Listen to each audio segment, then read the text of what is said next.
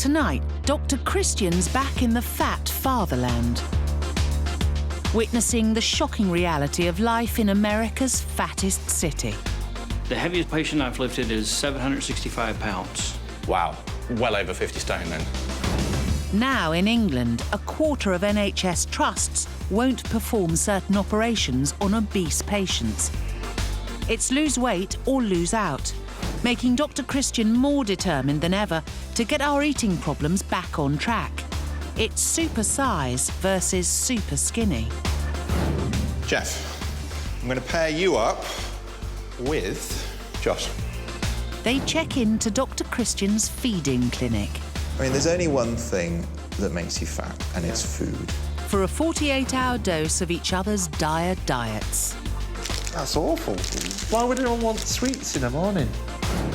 And we meet a compulsive exerciser whose obsession's wrecking her health.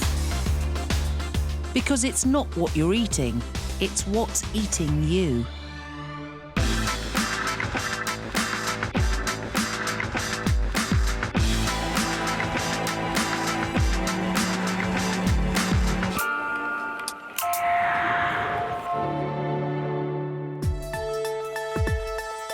Over the past 30 years, obesity rates have trebled in the UK, with almost half of all men and a third of all women overweight. And if the US is anything to go by, it's a trend which is set to get worse. That's why Dr. Christian has gone stateside, on a mission to find out if he can stem the tide. With a third of the adult population here in Evansville having a BMI of 30 or above, I'm here to find out exactly how this has become America's fattest city, and I hope pick up some lessons to stop what's happening here from happening to us back home. At the Deaconess Hospital in Evansville, he's already seen some of the worst cases, and the staff are feeling the strain. Most hospitals are having to make adjustments for an increasingly overweight population, and here in the Deaconess, it's no exception. In fact, they've taken on a team of 6 burly guys to lift their overweight, obese and morbidly obese patients in and out of bed.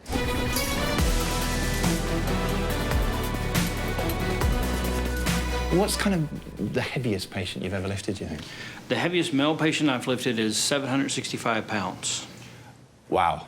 So that is well over 50 stone then. That's heavy. So you guys are needed, aren't you? Lift team, this is Scott. Okay, we'll be there as soon as we can. The lift team, made up of ex-firefighters and athletic trainers, are in constant demand at the Deaconess.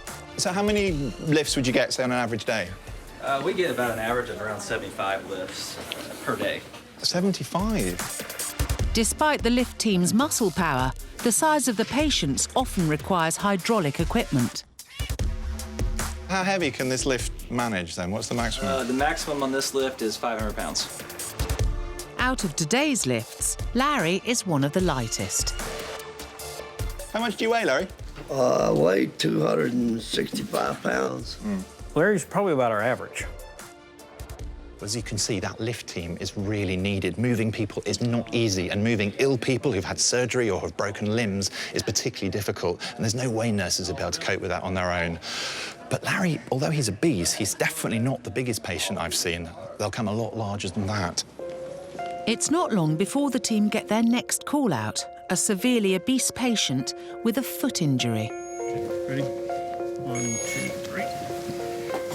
The patient is morbidly obese, and the lift team have to resort to a lateral patient transfer system. This is a specialised inflatable mattress which allows the team to lift the patient on a cushion of air to slide them onto a cart. If we'd not been available for that particular lift, they would have had to have at least 2 additional nurses, possibly 3, which would have taken them away from their regular duties. Costing $150,000 a year, the lift team doesn't come cheap. But obesity doesn't. In the UK, it costs the NHS an estimated £2.3 billion a year. But the NHS is calling time on its obese patients, with 1 in 4 health trusts barring them from certain treatments. The crisis is already here. So Dr. Christian's enforcing a war on weight at both ends of the scale. Dire diets destroying their health. It's 8 Supersize versus 8 Superskinny. To forego their fatal feeding habits, these extreme eaters will swap diets. And who swaps with who? Dr. Christian decides. So, Geoff, I'm going to pair you up with Josh. Come on. Hey, Josh.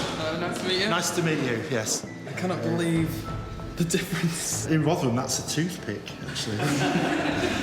I wouldn't be able to compare this to anything, really. I know, that's true. That's a table leg, isn't it? Josh's body was obviously markedly different from mine. Normally, if I was at home, I'd be taking the mickey out of him. Coming here, it's a bit of a shock to see some people that are so overweight. Yeah. I don't know much about Geoff's diet yet, but I'm hoping the plate isn't as big as his belly. Geoff lives on an excess of carbs and comfort food, whereas Josh's favourite food choice is sugary sweets. I'm hoping that by bringing these two extremes together, they're going to learn from each other that there is a healthy middle ground. Morning in Rotherham, and it's breakfast time for 49-year-old Geoff Milton. Hello, love, can I have a large piece, please? There you go. I can't explain it. I can't explain why I would be this weight with the food I eat. It's a mystery. Oh, it's a mystery. I view it as quite a healthy diet, to be honest. Nothing, not too excessive. It's a mystery. But the scales disagree, and Geoff weighs in at a mighty 30 stone 12 pounds. My normal lunch would be several sandwiches, probably 4 or 5 slices of bread, maybe 6 sometimes. Geoff loves a loaf, and it doesn't stop at lunch. If there's a period where I'm having to wait for a meal, I'll have just something just to keep me going. But nothing too great, maybe just, a small sandwich. I don't think it is a lot of bread. I think it's just a lot of everything. Because not even a portion of fish, chips and mushy peas is enough to appease Geoff. We'd order the fish and chips or whatever it is, and then I'd get an extra open small sausage, just have that as munching in the car. If I was a bit peckish and I couldn't really wait till we got home. Geoff, however, hasn't always been this big. There's been 2 periods when I've lost a lot of weight. In the 1980s, I lost 10 stone. I went from 25 stone down to 15 stone. And recently, I went down from about 35 stone to about 25 stone, 24 stone. But Geoff's 10 stone weight loss was short-lived. Last year, Geoff got made redundant. And if losing his job wasn't stressful enough, his wife, Joanne, fell ill. About 18 months ago, I got diagnosed with having a brain tumour. I had the operation, and then he fell ill himself. The stress and the upset of it built up, and I ended up in hospital. I'd got a heart murmur. Geoff's heart scare and redundancy meant suddenly he was homebound. When I found myself stuck at home for months on end, I went down the path of putting weight on again. I think Geoff's a comfort eater, and I thought, oh, well, I'll have another slice of bread. I'm really suffering. My knees are killing me all the time now. I don't think they're really designed to have 30-odd stone bearing down on them. I need to lose this weight. But a lot of friends I know who are a lot smaller than me, who have never had a weight issue, eat twice what I eat. I really don't understand the size that I am. Geoff may be in denial, but super skinny Josh Bryson understands exactly why he's the size he is. Come fly with me, let's fly away. Because this Blackpool cabaret singer may be hungry for fame, but at just 9 stone 10 pounds, he's not so hungry for food. Food bores me. I wish that we could get up in the morning and be able to live without food. Okay, this is my fridge. As you can see, there's not much in there. I'd get up in the morning, have a coffee. I'd then move on to lunch, which I'd generally skip. And then my evening meal would consist of some snacks from a vending machine. Josh may skip meals, but he makes up for it in sweets. Sugar is my life. I always need sugar in my diet to keep my energy levels going, and it's just a vicious circle of unhealthy foods. And then once your energy levels drop down, I'm back there eating unhealthy foods again, because it's the only way of escaping the lack of energy that I have. If Josh could have his very own vending machine full of crisps and chocolate, he would. Candy may be convenient, but this crutch is doing nothing for Josh's confidence. I hate my body. I don't like anything about it, really. I've got a pigeon chest, I've got chicken legs. The way he looks does get to him. He is paranoid about it. There's a lot of people that come up to me and say, "Oh, you're so skinny," or "We need to put some pounds on you." They think it's easy for a skinny person to put weight on. I think it's a lot harder than even losing weight. 21 stone between them, these two men are battling food demons at opposite ends of the scale. But before Superskinny takes on Supersize in the feeding clinic, Dr. Christian's sending Geoff stateside for a dose of his terrifying future should he keep piling on the pounds. My name is Alan Yoder. I'm 48 years old and I'm 39 stone. Coming up, Alan's life scares his new British friend. It did strike me that, yes, Geoff, 10 years' time. The diet swap kicks off. You have a standard breakfast. Yes. You're not meant to then have another breakfast. Yeah. And Josh gets a jolt when Dr. Christian dissects his favourite jelly sweets. Gelatin comes from boiled up bits of animals. Oh my God, that's disgusting.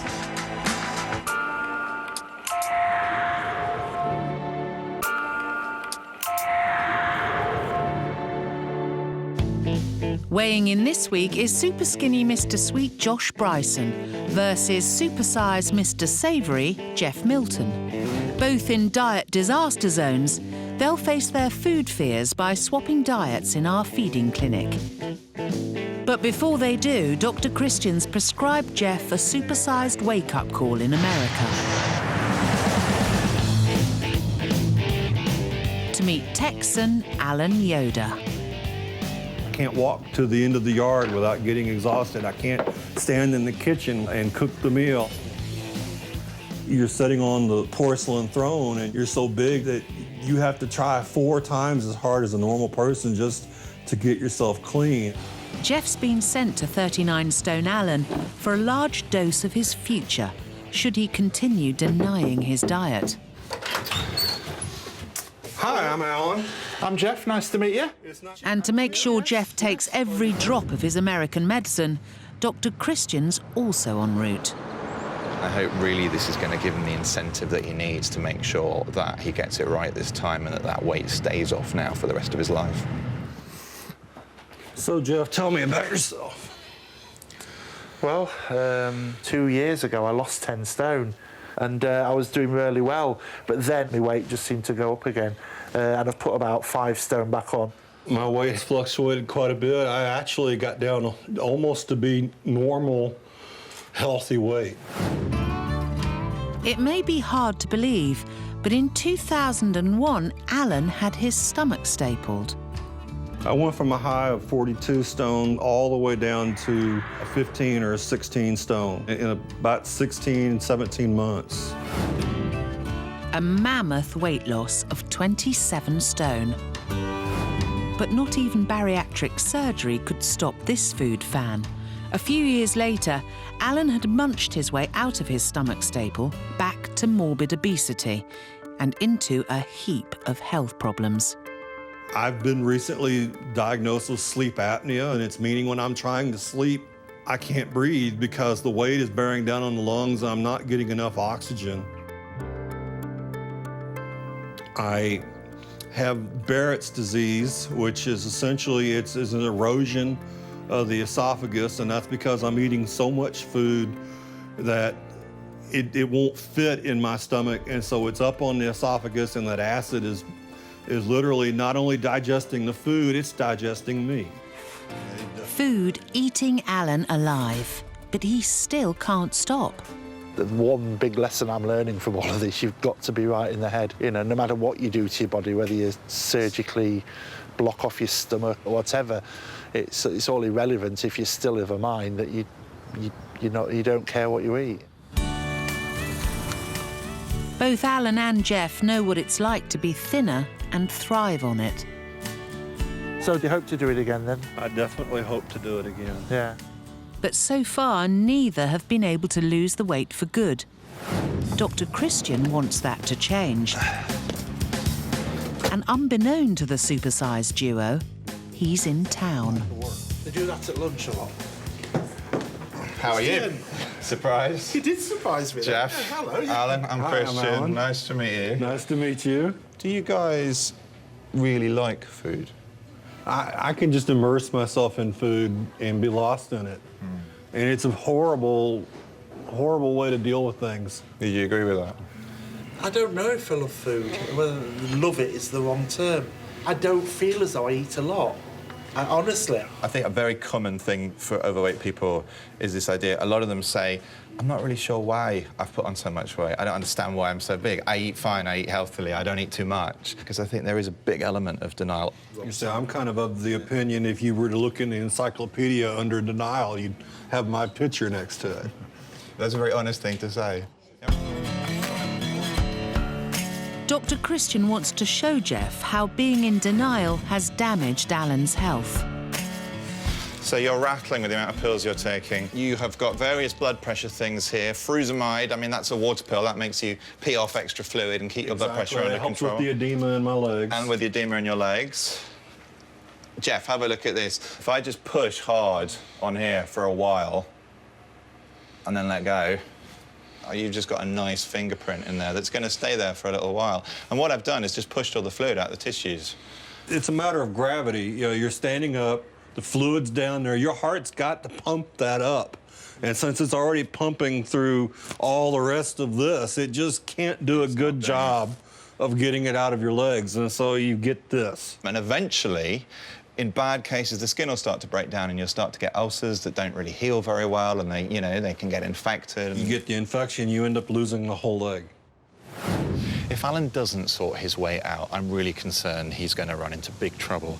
His heart is already struggling to pump his blood around his body. All the swelling in his legs, the edema, the blood pressure problems, all of those are showing that his heart is basically failing.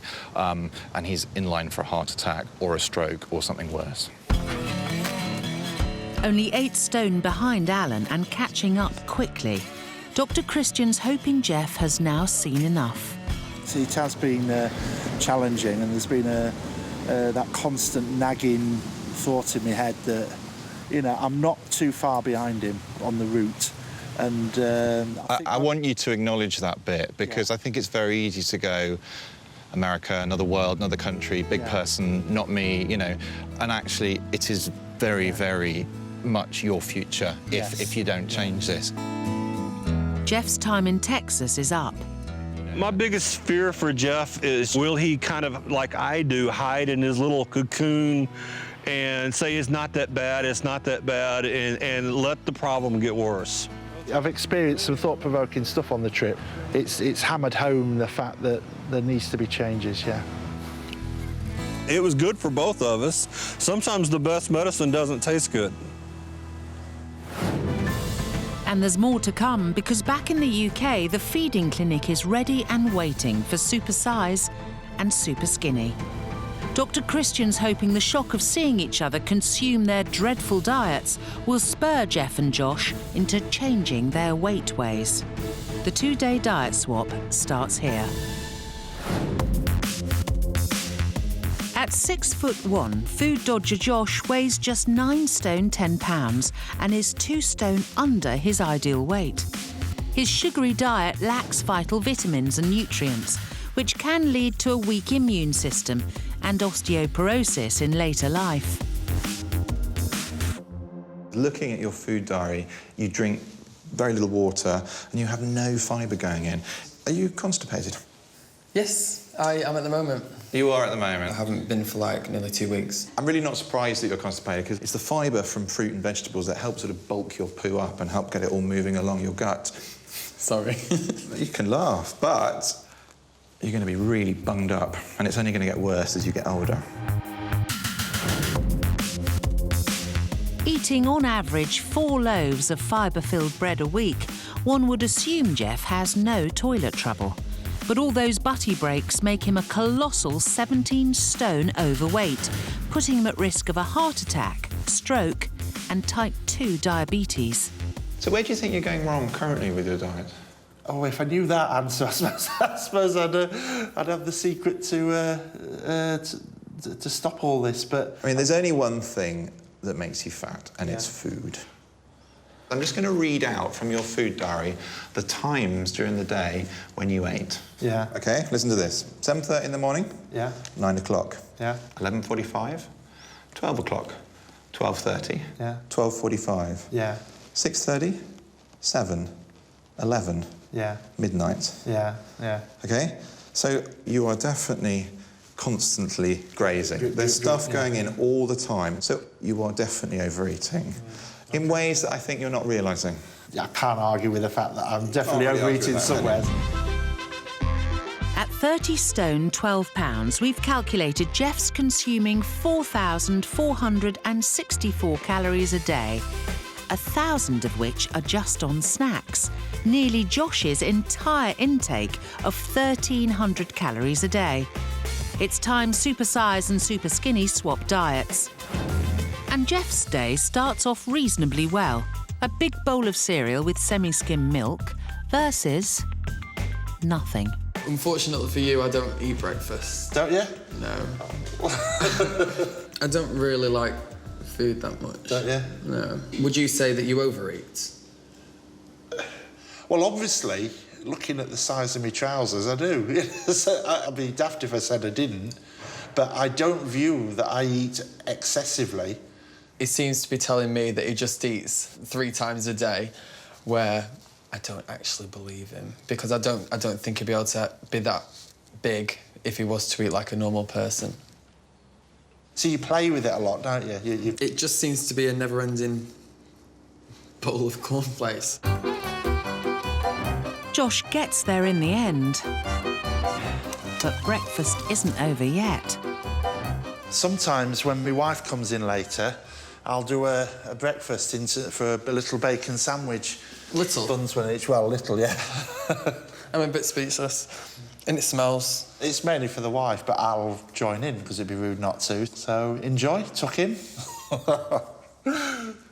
But after that big bowl of cereal just an hour before, Josh is finding it tough tucking in. You have a standard breakfast, yes, which is a bowl of cornflakes. You're not meant to then go and have another breakfast. Yeah, well, as I said, I wouldn't do it every day. This is not a daily thing.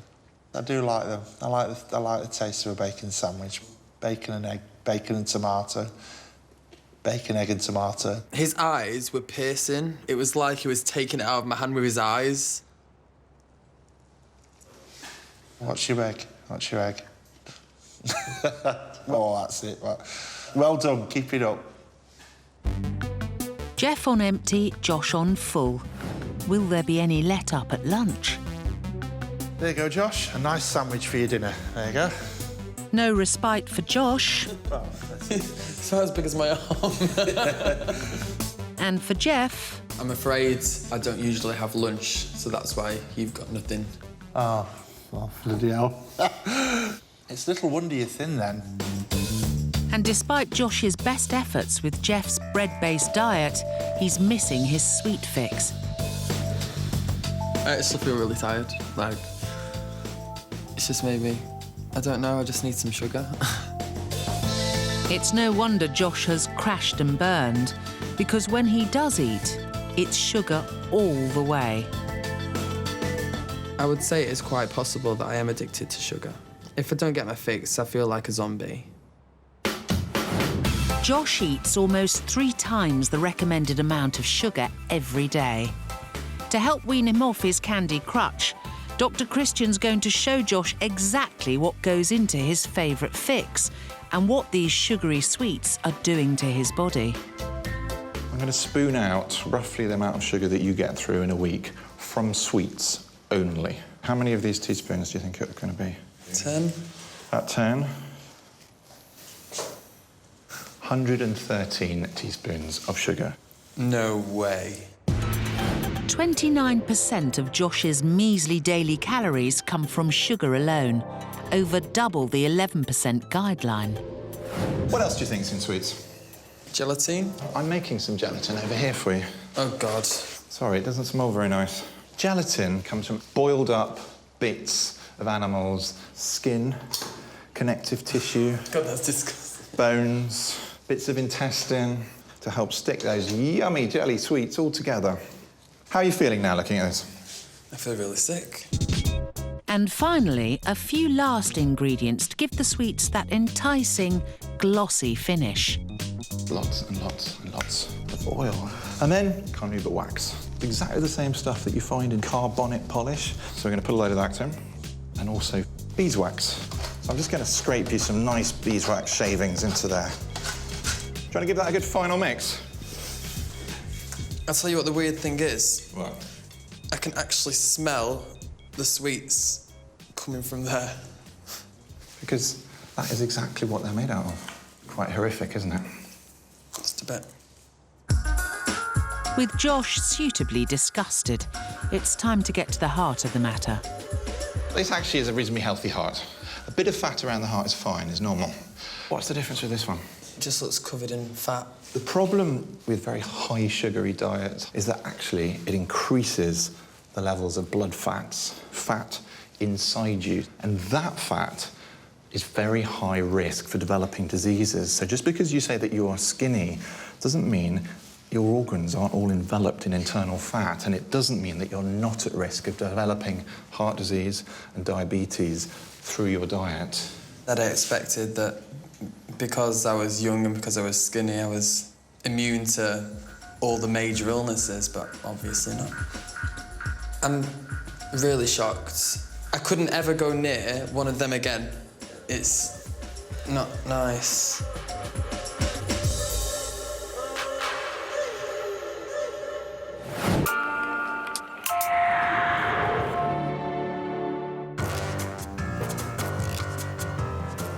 Habitual grazer Geoff Milton and sweet-toothed food skipper Josh Bryson are on day one of their diet swap.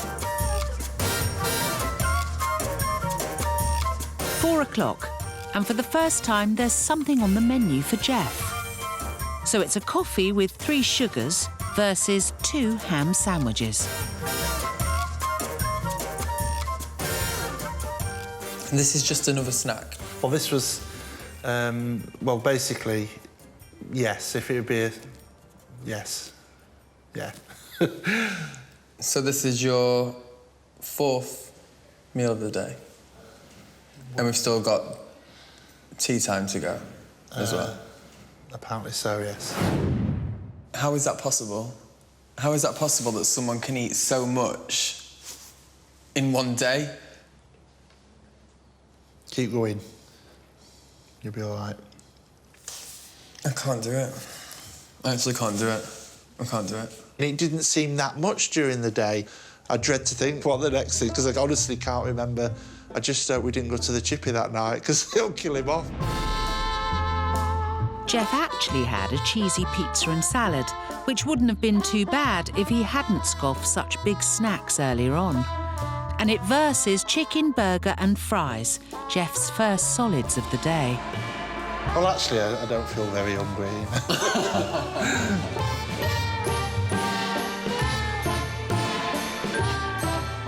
Oh, yeah, finally eaten, so I do feel a bit better now. I just took away that gnawing hunger, which was sort of irritating me. And at 9 o'clock, Geoff gets a taste of Josh's sweet tooth. But how's Josh feeling after 5 meals in one day? I think I've definitely surprised myself today at the amount I've eaten. I haven't had that up and down of when I had my sugar intake. I haven't been up 1 minute and then crashing down, having to top it back up today. So I'm pretty proud of myself. Josh may be patting himself on the back. But day one isn't over yet. Josh, you awake? I've got a bowl of cornflakes for you. Are you joking? No. There you go. It's only a small bowl, it's not a normal large size, but it's just a bowl of cornflakes. It's 1 o'clock in the morning. Right, I'm just gonna get it done with.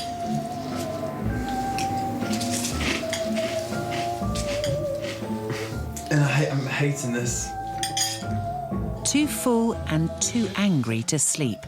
I can't stay in bed. I need to go out. Josh has made it clear how unimpressed he is with Geoff's diet. Day 2 of the diet swap. For breakfast, it's 4 slices of wholemeal toast versus a bag of sweets. And Geoff's turn to bite back. The full pack of jellied sweets. That's awful. No, sweets? Why would anyone want sweets in the morning? But Josh also has something to say. I mean, you had 6 meals yesterday. 6 meals. I don't understand how someone could eat that at 1 o'clock in the morning. Wasn't you satisfied from your tea? It wasn't a satisfied job. It was just I was watching the telly or whatever it was that night and I had it, you know. So you didn't need it? No. Didn't need it. Don't need half the stuff, you know. It's just too much, the volume's too much, the quantities are too much, the frequency's too much. Hands up. And I can see that now from the way I've been throwing food at you for the last 2 days.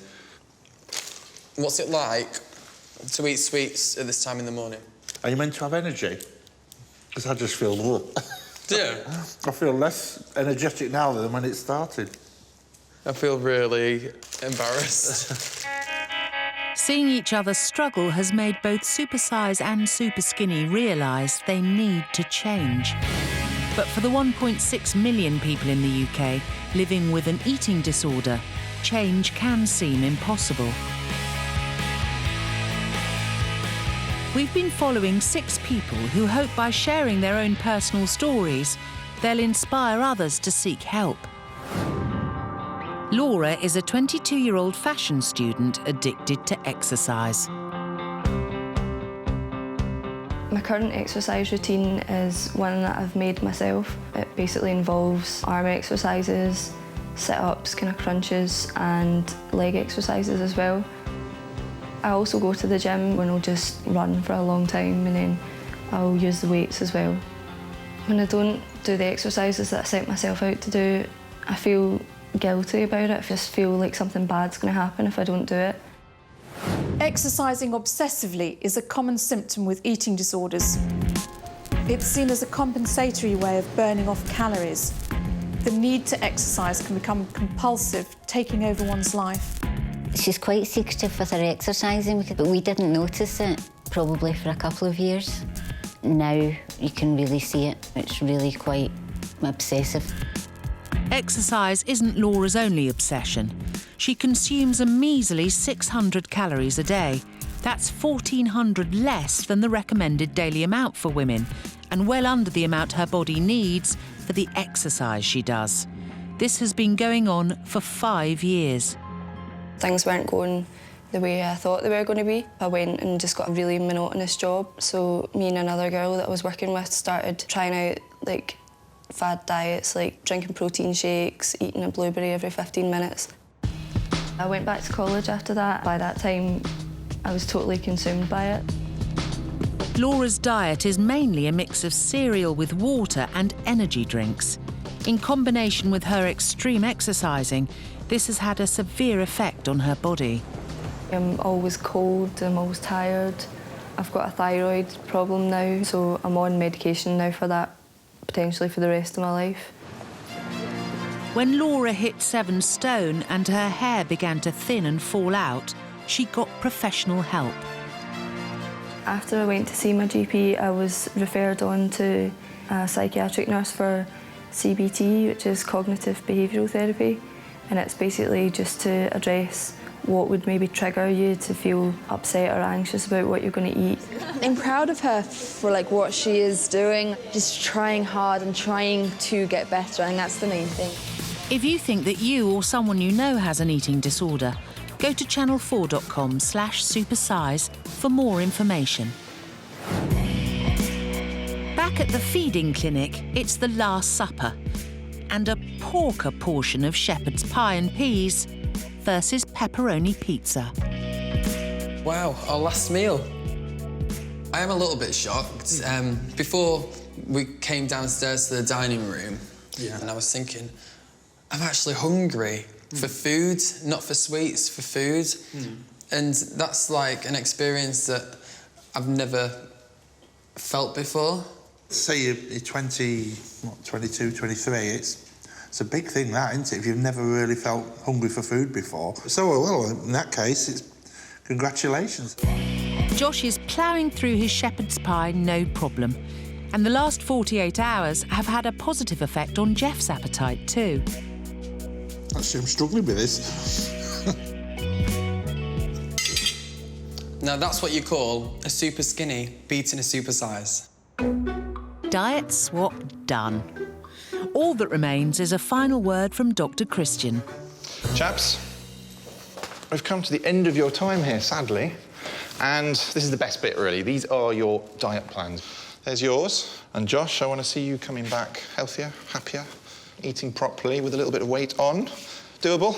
Oh, yes. Yes. And Geoff, completely the opposite. A little bit of weight off. Hopefully, yes. But I really do think you guys can both do it. I think you've been shocked in many ways throughout this, haven't you? And just remember those shock factors when you're slipping. Geoff will be on 2,500 calories a day, with portion sizes, fatty foods, bread and meat significantly reduced. It's a change in lifestyle, not a diet, ensuring the weight comes off and stays off. And Josh will be on 3,000 calories a day. He needs to eat regularly and replace sweets with slow-releasing energy foods, like wholemeal bread, breakfast cereals, pasta, rice, fruit and veg. My attitude has changed towards the way I look at food. I can honestly say, hand on heart, I will never, ever go near a sweet again. I think it's finally hit home that the amount of food that I eat is putting on the pounds, so I've got to now get it off once and for all. Well, it's been nice meeting you. You too, that's See it. you in a couple of months. There you go. Take care. Cheers. No worries. Bye. Dr. Christian will be catching up on their progress later. In his fight to change the UK's increasingly dire food habits, Dr. Christian's been looking to America for a snapshot of our own future. I'm in the epicenter of the US obesity crisis, Evansville, Indiana, officially America's fattest city, to investigate why Americans are getting bigger and bigger and to find out what we in the UK can learn from where America has gone so very wrong. Worryingly, in the US, over 12 million children and adolescents are obese. And in England, a third of kids aged 11 to 15 are now overweight or obese. So to help us get to grips with the issue, Dr. Christian's visiting the Family Centre at the Deaconess Hospital, who offer advice to overweight children and their families. Desiree, you weigh 118.2 pounds today. Is that good or not so good? It's getting better. Well, it's actually up 6 pounds from last time you were here in November. Being overweight when young significantly increases the risk of developing type 2 diabetes, asthma and high blood pressure. But the responsibility for change doesn't just lie with the children. Why are you finding this so hard, do you think? Just changing period can be hard. She does the same thing that I do. That's how many sugar drinks she drinks. Oh, how many sugary drinks do you drink? Come on then, tell us. Probably about 6 a day. Really? Full fat sugary drinks? Mm-hmm. The trouble is, what you do is what your kids are going to see and they're going to follow suit because they're going to think, well, if Mum does it, that must be all right, aren't they? So it's really important that you change as well for your kids. Would you agree? Yeah, it's really hard, though. Staff at the Family Centre aren't the only ones trying to combat the obesity epidemic at grassroots level. Across town, Sadia Brim runs the Pirouette Project. So tell me a little bit about this initiative. We came to this school and we started this after-school program with movement and nutrition and ballet. And how's it been received? Has it been hard work or not at all? At first it was tough getting kids interested, but now that it's picked up, we have a waiting list. The first part of the class focuses on nutrition. What does it look like we're gonna eat? Pineapple. If I buy a pineapple and I buy a bag of cookies, and they're both pretty sweet, right? Should I get cookies or should I get pineapple? Pineapple! Yes. The kids are learning what's healthy for them, but for some, old habits die hard. My favorite food is at this restaurant, and it's called a Happy Meal. I know what a Happy Meal is, and I know which restaurant that is too. Yet by exposing them to the right foods, they're beginning to embrace a change. Is that good? Yeah, is it sweet? Nice. And post-healthy snack, it's time for an entire hour of pliés and pirouettes. And 5, 6, 7, 8. And go up and back, the very top of your back. Go up and flat back all the way down. I have to say, it was a complete delight. And it's so heartening to see kids volunteering to take part in these sorts of activities, because these are the next generation. These are the kids that are growing up in a society where being large and overweight is actually normal. And we need to focus on our kids and make them aware of the health risks of being overweight with exactly these sorts of activities. They were having fun, and they were doing some serious hard exercise, and that's exactly what they need to be doing. Coming up, Geoff and Josh are reunited for their weigh-in, and Dr. Christian reveals the results. I'm afraid you've come just short.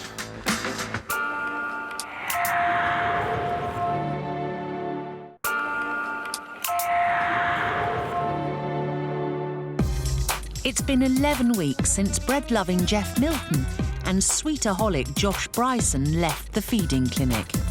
It's time to find out if they've stuck to their healthy eating plans. Slightly nervous, looking forward to seeing officially what I've done. I've got a little target in my head which I want to go for, and hopefully I'll achieve that. That'll be a nice surprise today, yeah. So how's it been, Geoff? It's been good. I've not been hungry at any time. I've ate well, and I feel as though I'm losing weight. When you were in the feeding clinic, there was possibly a slight sense of denial or not really understanding why the weight was going on and where you were going wrong. What do you think about that now? I was doing it wrong, and I wasn't accepting that I was doing it wrong, and the effect of that was the weight. That's good. I mean, you had a lot of work to do, essentially, didn't you? And particularly up here, I think, thinking about why and really accepting that you weren't always getting it right. And that's a difficult thing to do, is, you know, and it sounds like you've done it, and I hope it's working well. We'll find out. I'm feeling apprehensive about what's to come. Hopefully, things will be good. Josh, how have you been? I don't eat any sweets anymore. I suppose that's one pro. Not at all. I eat at least 3 meals a day, with snacking in between, just to put on the extra weight. And how do you feel because of all this? I feel alert, awake, healthy. Everything that was negative before was just completely changed into a positive. And is this something you're going to keep up now? Completely. Yeah? Time for the gents to be reunited. Hey, Josh. Yeah. You well? How the devil are you? Okay, how are you? Yeah, not bad, thanks. How are you doing? Yes, I can instantly see a major improvement. Can you? Oh, good stuff, yes. You look as though you've put a bit of bulk on. So, you know, you look fuller in the face. That's what my friends were saying to me, actually. It's all come here. Yeah, but it's come here a little bit. But have you got a belly on your bellies of the world unite. Well done, well done. Right, gang, here I am. Happy to see each other again? Yeah, brilliant, yes. You were talking about you see us put it on in his face. I agree with you. How much would you have liked to put on? I would have liked around half a stone.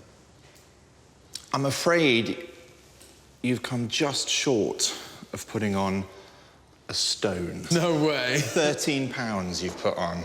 Astounding. Oh my God, that's amazing. Astounding. And not only that, you've added 3 inches to your chest, and you've added 2 inches around your arms. So it's fantastic. Really well done. Well done, mate. That's amazing. What would you have hoped for, do you think? A couple of stone. I think we can probably do a little bit better than that. Excellent. You've lost 2 stone and 5 pounds. Excellent. Oh, I'm pleased with that. Not only that, but you've lost something else as well. You've lost 8 inches around your tummy. Well, that would explain the baggy trousers, I suppose. That would explain why you're having to walk holding your trousers. Yeah, and that's amazing. I couldn't have asked, actually, for better results from either of you. You've done me proud. Thank you. 2 stone, 5 pounds. Really pleased with that. That's more than what I would have expected. I actually didn't think I was even going to get 4 pounds, let alone nearly a stone. Also 8 inch off my waist. I mean, that's another good thing as well.